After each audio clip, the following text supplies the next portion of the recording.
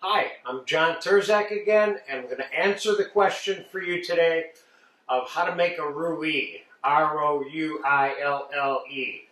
A French word, but rouille is not necessarily a French original preparation. Rouilles date back quite a while, it's at least a century before France got a hold of rouille and made versions of it to go with Bouillabaisse, which is what it's really well known for. But really we're talking about a condiment here that can be used to be spread on bread or added to soups, mixed into a stew, whatever, okay? The version I'm going to make today, and there are many versions that go from mayonnaise-y looking versions to the version we're going to make today, which has breadcrumbs, and I'm going to use roast red pepper, roasted garlic. Typically, they're a little spicy. That's the one common denominator among most of the ones that are made.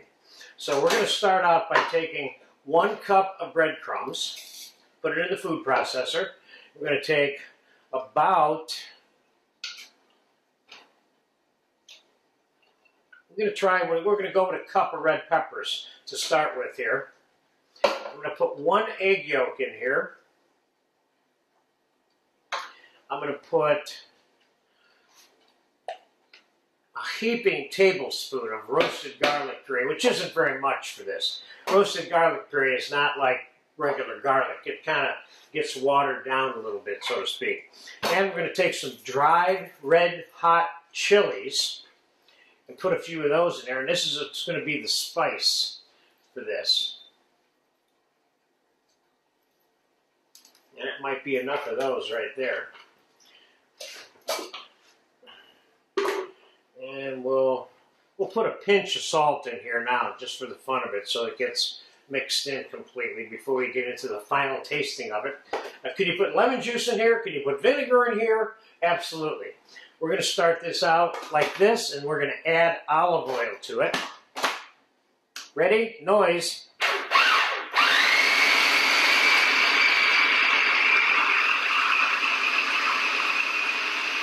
Looks good.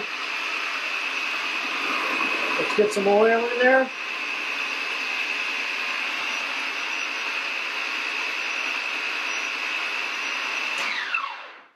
That looks good right now, texture-wise.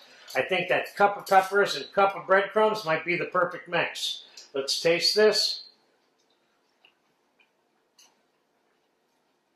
It's definitely spicy. You can definitely taste the garlic. You can taste everything that's in there, the red pepper, the bread. This is good. It needs a pinch more salt.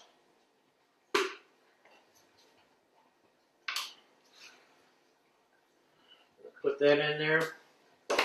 And let's just scrape the sides down here real quick. Put a little pinch more olive oil in there.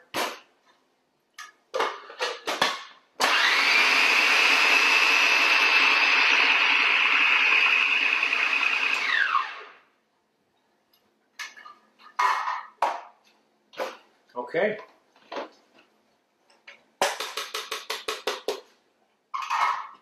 Let's put it in our storage container.